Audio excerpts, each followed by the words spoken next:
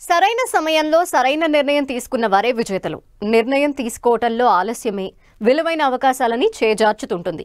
ఇలా అందివచ్చిన అవకాశాన్ని సద్వినియోగం చేసుకోలేని ఓ నేత చేతులు కాలిన తర్వాత ఆకులు పట్టుకున్నట్టు అయ్యో ఎంత పనైందంటూ చింతిస్తున్నారట. అయ్యిందేదో అయ్యింది, ఇప్పటికైనా మార్పు కోరుకుంటే తప్పేంటనే ఆలోచనతో పక్క పార్టీ తలుపు తడుతున్నారట. ఇంతకీ విలువైన అవకాశాన్ని కోల్పోయిన ఆ నేత ఎవరు? ఏంటా స్టోరీ?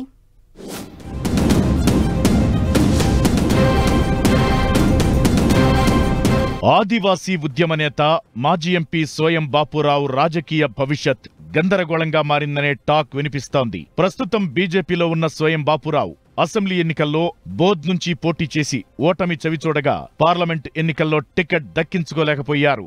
రాష్ట్రంలో సిట్టింగ్ ఎంపీలందరికీ టికెట్లిచ్చిన బీజేపీ అధిష్టానం సోయం బాపురావును మాత్రం పక్కన పెట్టడం అప్పట్లో విస్తృత చర్చకు దారితీసింది. అయితే కేంద్రంలో నామినేటెడ్ పదవి ఇస్తామనే హామీతో పార్టీ అభ్యర్థి నగేష్ విజయానికి పనిచేశారు బాపురావు. అయితే అధికారంలోకొచ్చాక పార్టీ తనను పట్టించుకోవడం లేదని ఇప్పుడు అసంతృప్తితో రగిలిపోతున్నారట మాజీ ఎంపీ సోయం బాపురావు.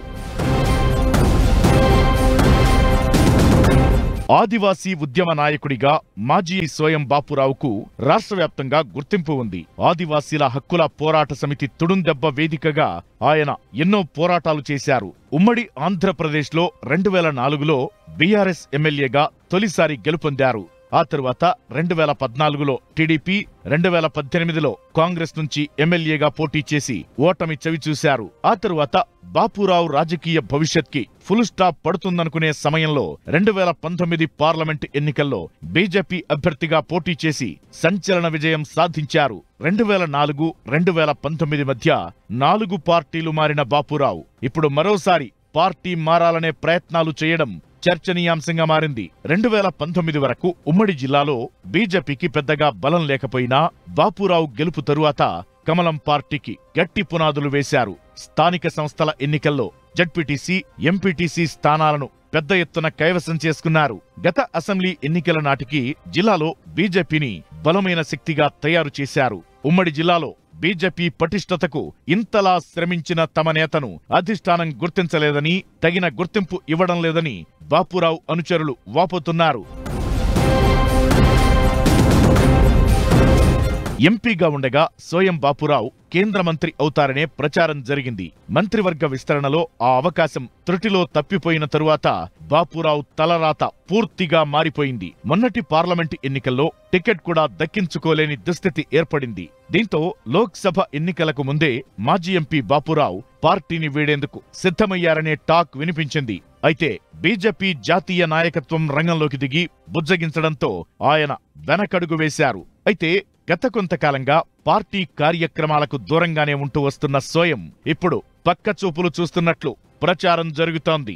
ఇటీవలే కేంద్ర మంత్రి బండి సంజయ్తో పాటు బీజేపీలో ప్రధాన నేతలను కలిసి తన రాజకీయ భవిష్యత్పై చర్చించినట్లు తెలుస్తోంది. పార్టీ పెద్దల నుంచి ఎలాంటి హామీ దక్కకపోవడంతో పార్టీతో తాడోపేడో తేల్చుకునేందుకు సిద్ధమవుతున్నట్లు ప్రచారం జరుగుతోంది. వాస్తవానికి సీఎం రేవంత్ రెడ్డితో పాటు టీపీసీసీలో పలువురు పెద్దలతో బాపురావుకి మంచి సంబంధాలే ఉన్నాయంటున్నారు. అసెంబ్లీ ఎన్నికల్లో బోధ్ నుంచి, అనంతరం పార్లమెంటు స్థానానికి సోయం బాపురావుకి కాంగ్రెస్ టికెట్ ఇస్తుందని జోరుగా ప్రచారం జరిగింది. కానీ కాంగ్రెస్ ఆఫర్పై నిర్ణయం తీసుకోవడంలో ఆలస్యం చేసిన బాపురావు ఇప్పుడు రెండింటికీ చెడ్డ రేవడిలా మారిపోయారంటున్నారు. సరైన సమయంలో సరైన నిర్ణయం తీసుకోకపోవడమే మాజీ ఎంపీ రాజకీయ భవిష్యత్పై నీలినీడలు కమ్ముకునేలా చేశాయంటున్నారు.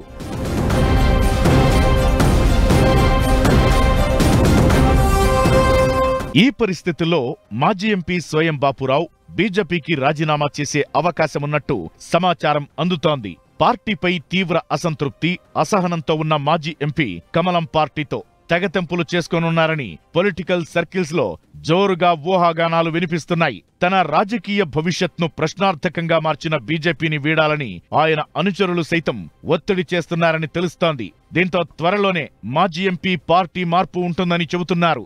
ఏదేమైనా బాపురావు అడుగులు ఇప్పుడు ఆసక్తికరంగా మారాయి. బలమైన ఆదివాసీ నేత వస్తామంటే కాంగ్రెస్ కూడా చేర్చుకుంటుందనే అభిప్రాయం వ్యక్తమవుతోంది. అయితే బీజేపీ అధిష్టానాన్ని బ్లాక్మెయిల్ చేయడానికే బాపురావు పార్టీ మార్పు ప్రచారాన్ని తెరపైకి తెచ్చారని బీజేపీ వర్గాలు ఎదురుదాడి చేస్తున్నాయి. దీంతో ఆదిలాబాద్ బీజేపీ రాజకీయం ఆసక్తి రేపుతోంది. బాపురావు ఫ్యూచర్ పై సస్పెన్స్ కొనసాగుతోంది.